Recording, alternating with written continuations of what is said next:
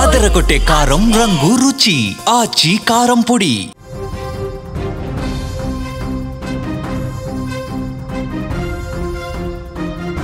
మోంతా తుపాను భయం నుంచి తెలుగు రాష్ట్రాలు ఇప్పుడిప్పుడే కోలుకున్నాయి.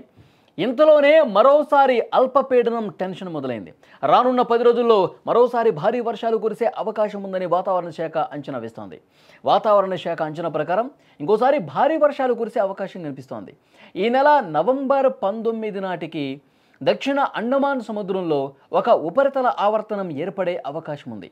దీని ప్రభావంతో నవంబర్ 21 కల్లా ఆగ్నేయ బంగాళాఖాతంలో అల్పపీడనం ఏర్పడుతుందని వాతావరణ శాఖ అంచనా వేస్తోంది.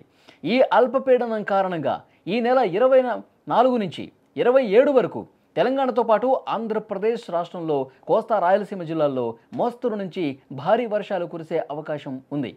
ఇక వర్షాల భయం వెంటాడుతుండగానే తెలుగు రాష్ట్రాల్లో కూడా చలి తీవ్రత రికార్డు స్థాయిలో పెరిగిపోతుంది రోజు రోజుకి. ఆంధ్రప్రదేశ్ విషయానికి వస్తే ఏజెన్సీ ప్రాంతాల్లో చలి ప్రజలను వణికిస్తోంది. అల్లూరు సీతారామరాజు జిల్లాలో జీ మాడుగులలో ఈ సీజన్లోనే అత్యల్పంగా కేవలం 6 డిగ్రీల ఉష్ణోగ్రత నమోదైంది.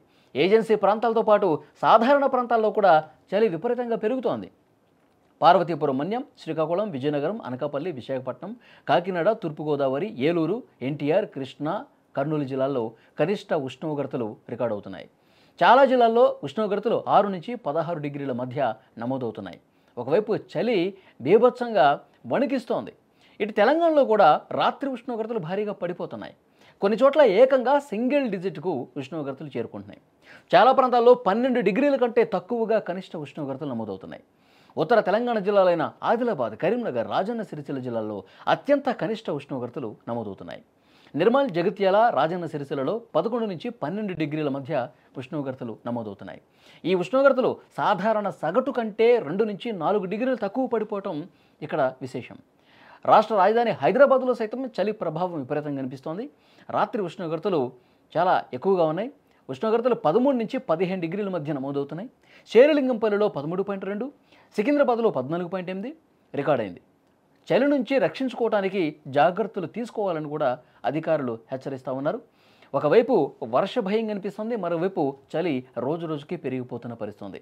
ముఖ్యంగా వర్షాలు 21వ తారీఖున అల్పపీడనం ఏర్పడే అవకాశం ఉందని చెప్పి వాతావరణ శాఖ ఏదైతే అంచనా వేసిందో ఆ అంచనా నిజమైతే కనుక ఆ అంచనా 100% 21వ తారీఖు అల్పపీడనం ఏర్పడితే ఆ ప్రభావం వర్షాలు 21 నుంచి 26 వరకు ఆ అల్పపీడనం ఇంకా బలపడితే వాయుగుండంగా మారితే ఇంకా వర్షాలు 2 తెలుగు రాష్ట్రాల్లో కూడా దంచి కొట్టే అవకాశం కనిపిస్తోంది.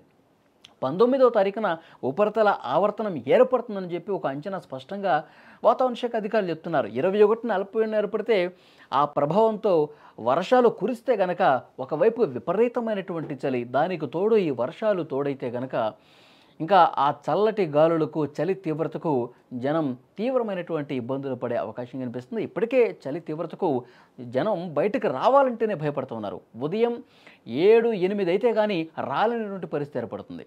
ఇక రాత్రి సమయంలో రాత్రి 8 దాటితే చలి విపరీతంగా ఉంది. సో 8 తర్వాత బయటకు రాలేకపోతున్నారు సాయంత్రం సమయంలో. ఉదయాన్నే 8 అయితే కానీ బయటకు రాలేని పరిస్థితుంది. దీనికి తోడు బీభత్సంగా వర్షాలు కురిస్తే మాత్రం ఆ ఎఫెక్ట్ 2 తెలుగు రాష్ట్రాల ప్రజల మీద చాలా తీవ్రంగా ఉంటుంది.